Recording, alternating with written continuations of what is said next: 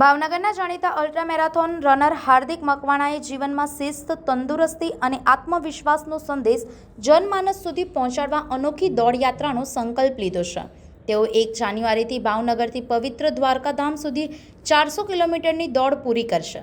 Gujarati film Lalo Shrikrishna સદા સહાયતીથી પ્રેરિત આ યાત્રા માત્ર રમત જગતનો ઉત્સાહ નથી, પરંતુ યુવાનોને જીવનમાં પુરુષાર્થના માર્ગે આગળ વધવા પ્રેરણાર પ્રયાસ છે.